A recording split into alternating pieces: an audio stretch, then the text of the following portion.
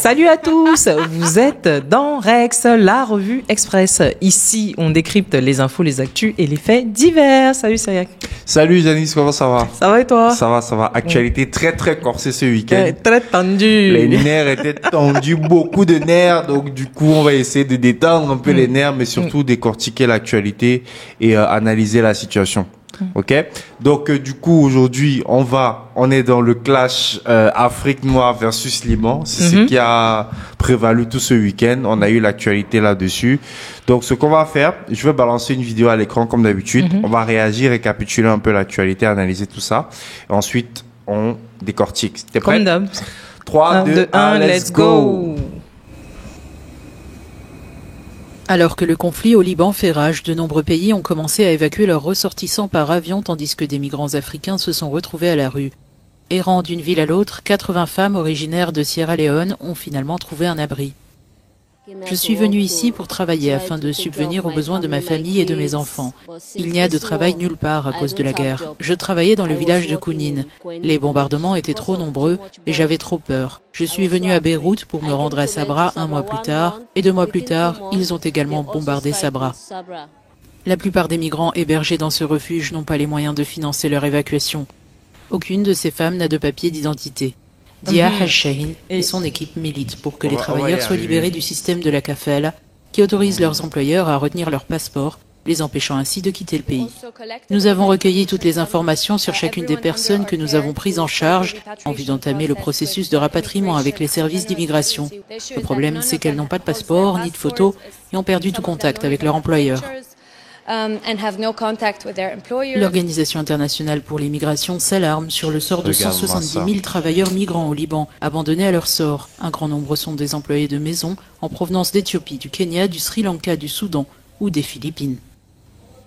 Ok. Ouais. Donc, petit récap de la situation, donc ils n'ont pas tout dit. Donc, pour récapituler la situation, guerre au Liban, bombardée par Israël parce qu'on a des suspicions, avérées du Hezbollah qui se réfugie actuellement au Liban. Et donc, du coup, à un moment donné, le Hezbollah avait tellement pris le pouvoir militairement qu'ils étaient plus présents que l'armée du Liban au Liban. Donc, bombardement d'Israël, fuite de la population et selon les chiffres qu'on avait vus sur Internet, il y avait des rumeurs qui circulaient comme quoi quelques 100 000 Libanais s'apprêtaient du coup à franchir les frontières de la Côte d'Ivoire, ce qui a déclenché un scandale et s'en est suivi tout ce qu'on a vu sur TikTok et autres réseaux. Donc déjà sur la vidéo et sur l'actualité, qu'est-ce que tu as à dire dessus? Moi, tout ce que je retiens, c'est à quel point c'est choquant, mais peut-être même c'est minimisé, parce que là, quand on vous explique qu'il y a des jeunes femmes qui sont allées travailler et suite à la guerre, non seulement de elles ne peuvent pas rentrer ni être rapatriées. Bon, où sont les ambassades de nos pays? C'est ça. Quand il y a ce genre de choses, comment est-ce qu'ils fonctionnent? Comment est-ce qu'ils répertorient, entre guillemets, la population qui est à l'étranger? Recense, pour quand il y a des situations, recense, merci. Pour que quand il y a des situations d'extrême urgence comme ça, ils soient en mesure au moins d'apporter cette assistance minimum là à ces pauvres femmes pour au moins les faire rentrer à la maison. Et numéro 2, quand tu vas travailler quelque part, déjà qu'il y a beaucoup de spéculations sur le fait que en fait c'est de la traite moderne, on ne les traite pas bien, etc. En plus, on te confisque ton passeport. Donc non seulement on te confisque tes documents d'identité, mais quand ça chauffe et qu'on bombarde, j'ai envie de dire t'es maître, parce que c'est quasiment le cas. Eux, ils sont partis, ils ont fraya, pour ceux qui savent pas ce que ça veut dire. Ils ont fui. Mais ils ont gardé tes papiers d'identité. Donc toi, tu te retrouves là comme ça. Et comment est-ce que tu gères la situation et tu survis? C'est plein de questions, c'est plein de questionnements et surtout, donc, fort de ces informations-là, donc il y a beaucoup de spéculations sur la toile, comme quoi les Africains du coup de l'Afrique subsaharienne devraient appliquer la réciprocité, tu vois. Et même avant d'arriver à ce... En fait, il y a tellement de questionnements. Les spéculations d'immigration du coup libanaise, notamment Côte d'Ivoire, Cameroun, Togo, etc. Les spéculations de cette migration-là spéculent sur l'arrivée principalement dans les pays d'Afrique noire.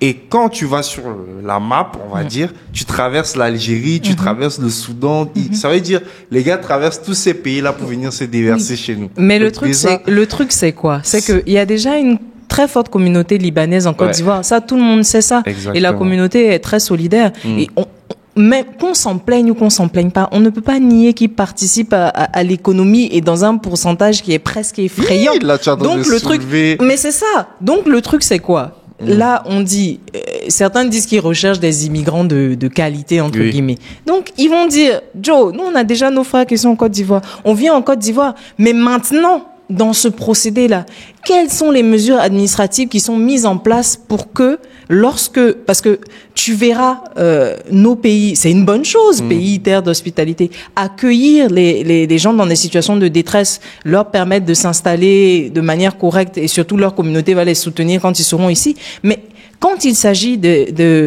des Noirs qui vont de l'autre côté, comment est-ce que ça se passe en fait? C'est exactement ça. Parce que je trouve ça dommage. On n'a pas dit que tous les Libanais sont mauvais, que truc. Non, c'est pas ce qu'on est en train de dire. On est en train d'expliquer un état d'esprit qui est mauvais. Parce que quand c'est l'inverse et que les gens vont dans les autres pays, même pas pour dire qu'ils veulent s'y installer et vivre à jamais, juste pour travailler. Quand on raconte certaines conditions dans lesquelles ces pauvres filles-là sont, mais c'est scandaleux. C'est ça. En fait. Moi, je vais donner mon avis peut-être après. Je vais te remettre une autre vidéo, peut-être qui décrit le kafala en profondeur. Et puis, on va regarder. T'es prête? Ok, allons-y. 3, 2, 1, let's go. La kafala, c'est un système qui... Donc, je te récapitule la situation. Donc, c'est une Camerounaise actuellement vivant au Liban, donc qui raconte ses faits, ce qu'elle a vécu, etc., et qui décrit le système. Parce qu'il ne faut pas qu'on vienne dire qu'on parle sans avoir des faits. C'est ça. Donc là, c'est un premier témoin oculaire de la chose. Donc, on va suivre. Une fois que tu as posé ton pied au Liban, tu n'as plus le droit sur ton identité. Vianney est une ancienne domestique devenue créatrice de mode. Elle met son art au service de ses consoeurs qui deviennent mannequins le temps d'un photoshoot. Et même si certaines d'entre elles ont pu s'extirper de la kafala, le racisme fait toujours partie de leur quotidien. Ah. Yeah, they're always like this, especially when they see black people. Le rêve de Vianney, c'était d'intégrer une école de mode en Italie ou en France. Alors quand une tante au village lui a proposé de partir travailler 6 mois au Liban pour payer ses études, elle a d'abord hésité, puis a fini par dire oui. J'arrive au Liban et à l'aéroport, je sais que c'est normal qu'on me contrôle, on voit mon identité qui atterrit, mais juste que quand il prend, il ne me remet plus. Ah. Et il ne remet plus le passeport entre mes mains. Et c'est sur ce passeport que tout se joue. Et la dame a le pouvoir, le plein pouvoir sur toi. La dame dont elle parle, c'est sa kafile, son employeur qui détenait son passeport. Elle avait fait venir Vianney à travers l'une des centaines d'agences de recrutement qui existent au Liban et qui jouent un rôle central dans cette industrie migratoire. Au bout de 6 mois, la dame lui a annoncé qu'elle ne partira jamais en Europe. La promesse qu'on lui avait faite n'était qu'un leurre. C'est là que j'ai commencé. Et c'est souvent comme ça. Hein. Mais j'étais déjà là. Et elle avait déjà tout pris. Vianney s'est retrouvée piégée au cœur du système kafala pendant 3 ans. Avec l'expérience, elle a trouvé des systèmes pour se protéger des abus quotidiens et survivre. Si vous aimez l'enfant et que l'enfant vous aime, il y aura moins d'abus. Le mari ne viendra pas t'embêter la nuit parce qu'il sait que si tu pars, son enfant va rester seul. Mais pour éviter, pour réduire la quantité d'abus, j'ai décidé de porter des habits grands pour me faire déjà plus invisible que... Parce que déjà avec ma couleur de peau, je ne peux pas être invisible. Je marche et je traverse. Il y a une voiture qui passe. Je vois un reflet donc je fais un réflexe, là je bouge et le mec m'a craché dessus. Waouh! Je peux pas hurler. Personne ne te voit. Je suis noire. Je suis à un carrefour. On vient te cracher dessus. La voiture même qui est juste là après veut juste que tu disparaisses. Tu te sens plus bas que terre. Tu te sens moins que humain. Mais c'est dangereux ce genre de situation où, et particulièrement dans les pays où tu sais que même si tu as raison, en fait, tu as déjà tort à cause de la couleur de ta peau, parce que tout le monde va former un gang contre Mais la question toi. est, en fait, ils viennent chez nous et ils sont traités plus que des rois. Aujourd'hui, en Côte d'Ivoire, la communauté libanaise, c'est 90% de la distribution. 90%. Bon, là, je me fais l'avocat du diable. Certains vont dire, bah, si vous voulez pas faire, nous, on va faire. Mais effectivement, ce que tu dis, c'est choquant. Non, moi, je pense que à un moment donné aussi, en fait, pour vous dire, hein, pour ceux qui suivent un peu la vidéo, moi je reçois les informations et je réagis avec vous en live. Donc c'est pas des vidéos que j'ai vues ou que j'ai analysées, etc. Je réagis directement là sur le coup et franchement c'est choquant. C'est effarant même. C'est effarant. Je suis tombé encore sur un autre article encore du Monde, comment on voyait. Donc, je vais vous lire pour relater déjà les faits parce que quand les personnes réagissent de manière épidermique sur les réseaux, on se dit, mais qu'est-ce qu'ils ont, voilà. On ne comprend pas, vous voyez. Donc là, j'ai un autre article, du coup, qui explique que au Liban, les domestiques étrangères ont interdiction d'aimer. Donc ça, c'est un article du Monde paru en 2015. Bonne à tout faire, ou nounou au Liban. Elle rêvait d'émancipation après la création. Et 2015, mais ça veut dire que ça fait déjà 9 ans, mais c'est toujours d'actualité, c'est toujours d'actualité, tu vois. Donc, après la création de leur syndicat de genre dans le monde arabe, là, les voici soumises à de nouvelles restrictions. Ces travailleuses domestiques ont désormais l'interdiction de se marier dans le pays ou d'y entretenir une relation amoureuse.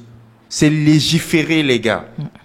Bon, maintenant, moi, j'ai envie de dire, et quand le chat noir se passe, c'est-à-dire que c'est le patron qui vient fatiguer la servante qui n'a rien demandé, on considère ça aussi comme une relation amoureuse ou bien on considère ça comme quoi? Puisque dans tous les cas, ce genre de trucs-là sont interdits. Je pense qu'ils en parlent après. Donc l'interdiction de se marier dans le pays où dû entretenir une relation amoureuse. La réglementation est posée à leur patron de veiller au gré en surveillant leur fréquentation. C'est une violation de la vie privée, une incitation à faire de l'employeur un Big Brother, du jamais vu, dénonce l'avocat. Ok. La mesure concerne 250 000 femmes originaires d'Afrique ou d'Asie. Une nouvelle clause a été insérée à la lettre d'engagement signée à côté du contrat pour chaque employeur chez le notaire pour embaucher une nounou et renouveler son séjour.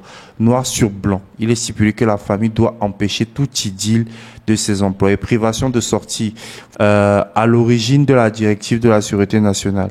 L'organisme qui contrôle la présence des étrangers affirme vouloir protéger les enfants qui naîtraient d'une union. Oh là là, en fait, c'est même dégoûtant à lire. C'est même dégoûtant à lire. Donc, interdiction d'aimer.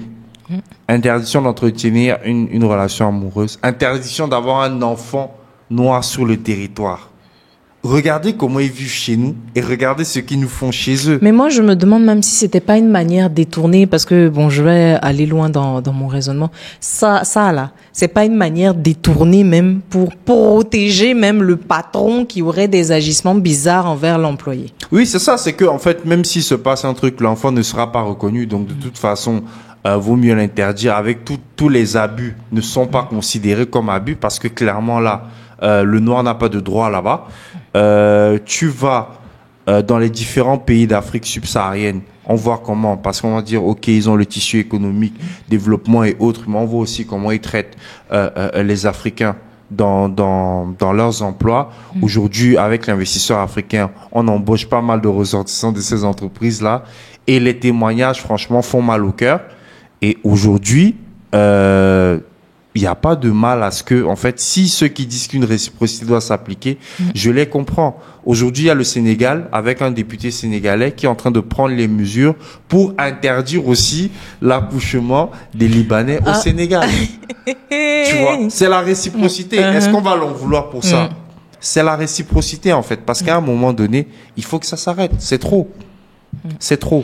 Non, il y a vraiment un besoin évident de se remettre en question du côté de, je sais pas si ce sont les autorités, si ce sont des comités spéciaux ou quoi, dans les pays du Moyen-Orient où ce genre de pratiques-là sont faites, pour se rendre compte que si vos ressortissants sont bien accueillis en pays d'Afrique noire, faites cet effort-là aussi de considérer en fait les personnes qui sont venues travailler dans vos pays, parce qu'elles sont pas venues pour ne rien y faire de la criminalité ou quoi. Non, la plupart des personnes sont venues travailler. On va dire, moi je vais dire les termes. Déjà ce système de kafala là, on l'a déjà en Arabie Saoudite. Tous les pays, pour moi, tous les pays maghrébins appliquent ce genre de choses, que ce soit kafala ou autre système, etc. À un moment donné, je pense aussi qu'on doit prendre nos responsabilités. Moi, je pense que bon, si on attend l'État pour tout faire, parce que c'est facile de dire nos dirigeants, si on attend l'État pour tout faire, on va pas s'en sortir.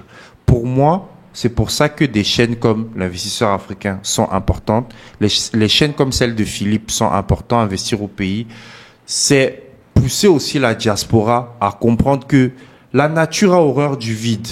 Chaque pays aujourd'hui qui s'est développé grâce à sa diaspora. La Chine s'est développée grâce à sa diaspora qui est rentrée. Parce que quand tu es dans un enclos, tu ne peux pas forcément avoir toutes les connaissances. Il faut voyager, il faut t'ouvrir l'esprit, etc. Et la plupart des Chinois qui vivent à l'étranger, que ce soit aux États-Unis ou quoi truc, ils ont toujours la tête tournée vers la Chine. Exactement. Et quand tu fais même un cumul de la communauté libanaise, il y a plus de Libanais à l'extérieur du pays qu'à l'intérieur du pays. Ça veut dire qu'il y a plus de Libanais hors du Liban qu'au Liban lui-même. Et c'est grâce à ces activités qui mènent, notamment en Amérique du Sud, où ils sont plus de 10 millions. Il y a plus de 10 millions de Libanais recensés en Afrique du Sud parce que Amérique du Sud, parce que on parle beaucoup des pays africains, etc. Mais ils sont très concentrés en Amérique latine.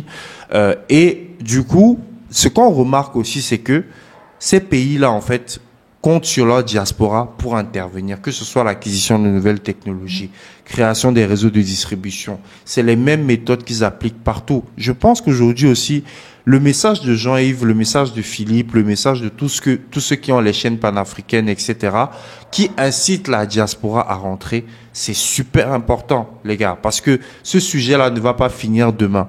Il faut aussi que la diaspora vienne sur le terrain. Il faut financer des réseaux de lobbying. Il faut aller chuchoter aux oreilles des dirigeants. Tout ça, ça se fait avec de l'argent. C'est vrai que les manifestations vont créer un boom, comme il y a eu avec le Congo, comme il y a eu avec le coltan, comme il y a eu avec ce qui se passe actuellement. Mais ce n'est pas ça réellement qui change la situation. Ce qui change la situation pour moi, c'est le nerf de la guerre. C'est le jet pour moi. C'est pas faux ce que tu dis. Maintenant, si on doit être entre guillemets dans le concret et essayer de trouver une solution maintenant à ce problème-là des filles qui se retrouvent sans papier ni rien et autres. Bon, moi, dans mon esprit, j'ai une solution qui pourrait être envisageable. Moi, je me dis, lorsqu'on sait qu'il s'agit de pays à risque entre guillemets dans lesquels ce genre de filles-là vont travailler et qu'on sait particulièrement qu'on va leur, j'allais dire piquer, qu'on va leur retirer leur passeport et autres. Il faut qu'il y ait un système au niveau des ambassades ou des consulats, je ne sais pas, ou une structure qui fasse que on soit... Normalement, on n'a pas le droit d'avoir 2 passeports, on est d'accord.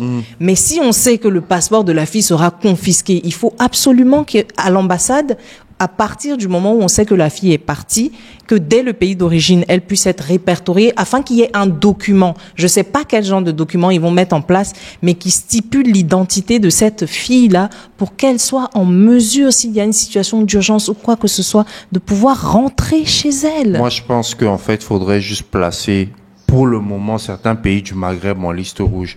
Les pays comme le Liban. Mais en fait, les gens continueront d'aller. Elles continueront d'aller. Parce que non seulement il y a des personnes de leur entourage qui vont continuer de les blaguer, et puis elles y vont, comme je disais, c'est pas pour la criminalité, c'est pour gagner plus d'argent. Oui, donc tant qu'on réussit pas à résoudre ce problème-là, elles iront toujours. Mais c'est ce que je dis. Donc le problème en fait est d'abord interne. Ça veut dire que dans un premier temps, tu places ces pays-là sur le liste rouge, ok, mais c'est aussi les situations de vie et les conditions de vie en Afrique qui sont difficiles, qui poussent ces gens-là à partir. Donc, il faut des moyens de rétention.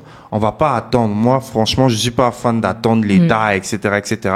Parce que s'ils devaient le faire il y a 40 ans qu'ils l'auraient fait, il y a 50 ans qu'ils l'auraient fait. Donc, aujourd'hui, il y a la diaspora qui déplace plus de 40 milliards de dollars aujourd'hui vers l'Afrique, principalement pour les moyens de subsistance. On devrait organiser cet argent-là, cette manne financière-là, pour pouvoir aussi révolutionner le système. Parce que c'est un changement d'état d'esprit. C'est ça, parce que aujourd'hui, bon, on fait notre petite part aussi à notre niveau, mais il faut que ça prenne vraiment de l'ampleur et pas juste partager sur les réseaux, créer un scandale. Parce que moi, honnêtement, je me mets à la place d'un Libanais, je rigole. Ça va faire le buzz aujourd'hui. On attend 2 semaines. Tu mets un petit scandale à côté, un autre buzz. Les Africains auront oublié, seront passés à autre chose. Et donc, à un moment donné, il faut une organisation de la diaspora, que ce soit en groupuscule, mais qui vont lever des capitaux et qui vont pouvoir faire du lobbying à ce niveau-là aussi pour pouvoir avancer à ce niveau. C'est ce que moi j'avais à dire là-dessus. Alors, voilà, on a traité d'un sujet assez sérieux. Hein. On aimerait bien avoir vos différents avis en commentaire, que vous soyez de la communauté libanaise ou pas d'ailleurs. Hein. On vous attend. N'oubliez pas de vous abonner à la chaîne de l'Investisseur africain. On a dépassé les 480 000 abonnés, c'est super, mais on veut atteindre 500 000, donc on compte sur vous. N'oubliez pas aussi d'activer la cloche de notification pour ne rater aucune nouvelle vidéo. À bientôt, Cyriaque. À bientôt, merci à tous. Ciao, ciao, et prenez soin de vous.